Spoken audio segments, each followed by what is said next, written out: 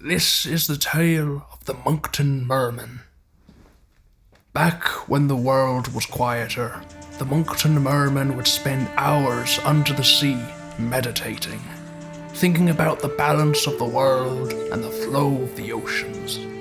The Monkton Merman liked his bay off the coast of Ryde, for occasionally a passing trade boat bringing exciting goods to the Isle of Wight would stir him from his thoughts. He would pop up and see what treasures they were bringing in. He became a popular character of the sea with the tradesmen, and would often jump aboard a loaded wagon and come ashore to have a pint at the Solent Inn.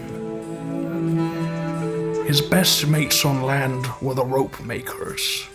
The rope field stretched from the seashore into the land, a long straight passage to do the hard work of twisting and stretching to form the strong long ropes which were used for so many jobs on the sea. They had made a long rope for the merman, which always remained with one end in the sea and one end tethered to the tree which stood in the rope fields. The Monkton Merman would use it to pull himself ashore. He called his rope his lifeline to land. The people loved to see him on the land, as he would always drink too much and sing the songs of the sea in a strong, rancorous voice. This was the same calm life for many, many years. The merman watched generations come and go, as he aged much slower than his human friends. He watched as over time, things changed. The cows belonging to the monks at Quar Abbey left their Monkton mead where they had always drank from the brooks and kept the grass short. The glorious white-tailed eagles, who he so enjoyed conversation with, slowly became few in numbers until he never saw any more.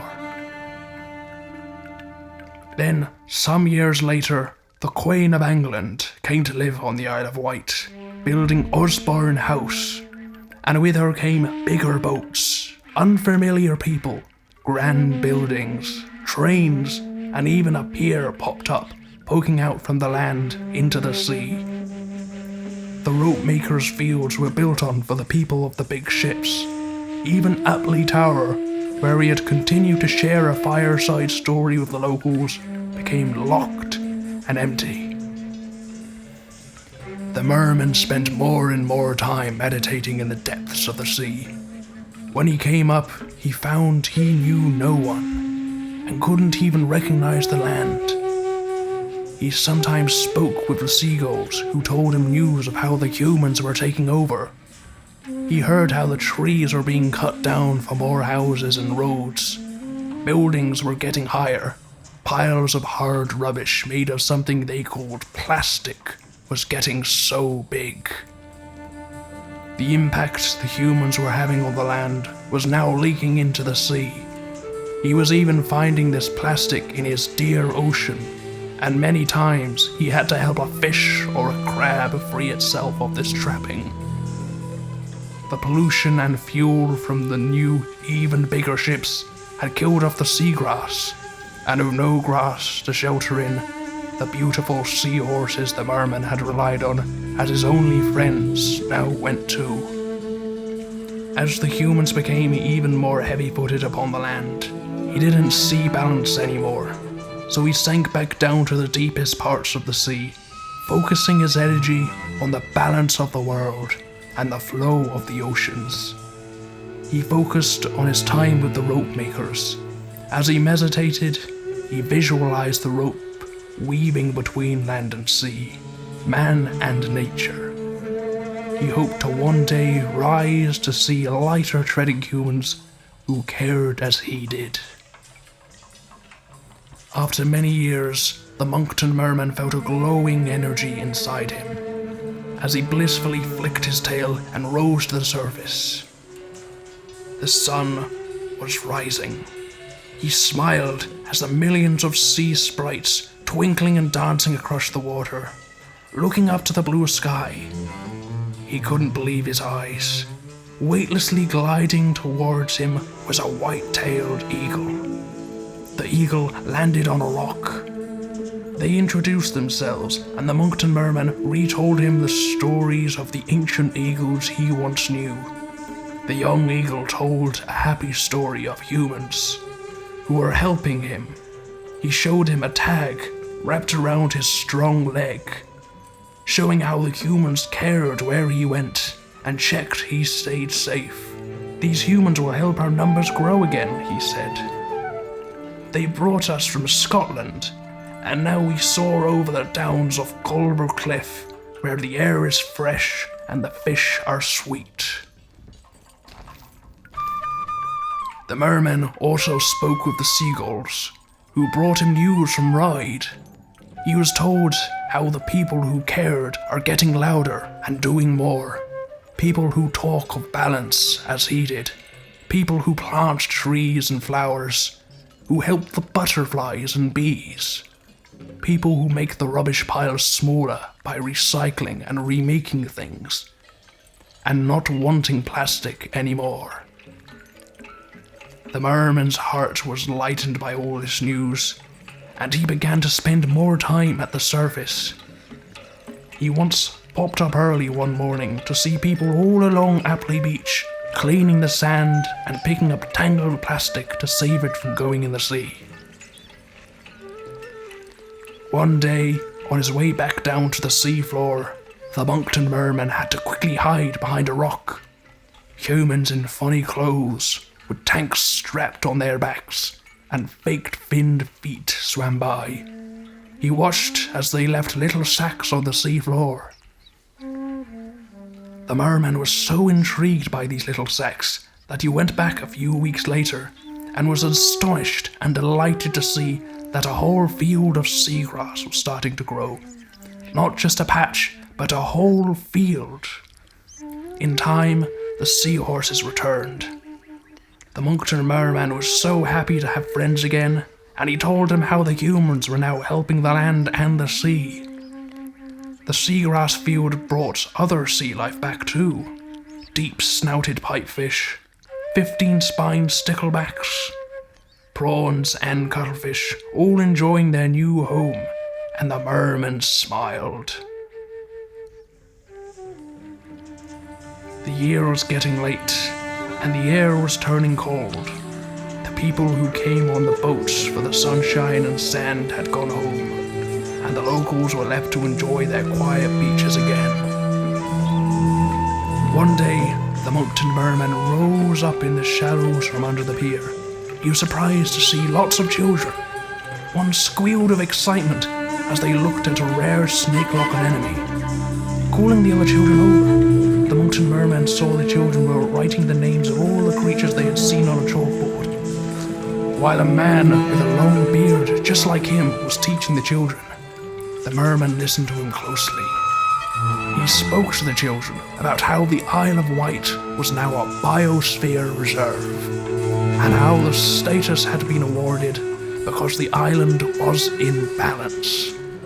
After all the sunken years, the merman had meditated on the world being in balance. He could not help but lean in a little closer to hear every word this man had to say. He explained to the children how humans were animals too, and how they are a part of keeping the balance to make sure nature and man, land and sea, all work in harmony. He told them how the pier, which had been built by humans, had become a home for all the sea life they had seen. The sea sponges, mussels and clams, which cling to the rods and concrete, add to the biodiversity of our waters. He explained that biodiversity is when many different kinds of life live in one area, and that each of the species and organisms work together in ecosystems, like an intricate web to maintain balance and support life. The bearded man went on to talk about how important it is to look back into history, to a time when people were not so impactful on the earth, a time they should learn from. He asked the children to look towards the land and imagine back to a time when there were no buildings, when Ryde was a small fishing village. The Monkton Merman's excitement grew. He didn't need to imagine. Those images were in his very own memories. He knew it well and missed those times. Just as the Merman's mind wandered back to his old dear friends, the rope makers, the teacher started to tell the children about them. The Merman's heart filled with a warm glow as his old friends being remembered and taught about. He thought after the rich Admiralty built their houses at Vernon Square Gardens, his poor rope makers would be forgotten. But look now, to the Merman's astonishment, this man picked up some dried palm leaves which had blown onto the sand from Western Gardens, and told the children he would show them how to make ropes like the old rope makers used to do. He showed the children how to use their nails to slice into and divide the long leaf into strips. The children crowded in to see him twisting and folding and stretching the leaf until it was no longer a leaf, but a fine, strong piece of rope. The man held it up to the shard of light cutting through the Victorian planks of the pier above him, and the Merman, forgetting himself, clapped his hands and let out a hefty, proud laugh. Oh my, the look on the humans' faces as they turned to see who would join them. And oh my, the look on the poor Monkton Merman's face as he realized what he had done. Remembering the seagull's words about humans not believing in mermen anymore. The Monkton Merman's eyes flashed across the group as he noticed a little girl who did not look shocked. She was smiling. Their eyes met, and the Monkton Merman smiled a warm smile as she saw the magic and history in his eyes. With a flick of his tail, he moved a little closer, and the girl called out with glee, "I knew mermen were real." The Monkton Merman had not felt joy like this for many hundreds of years, and in a flood of ecstatic energy, the Merman span around in a whirlpool of silver. The whirlpool grew. Twinkling sea sprites came to dance on the edges of the waves.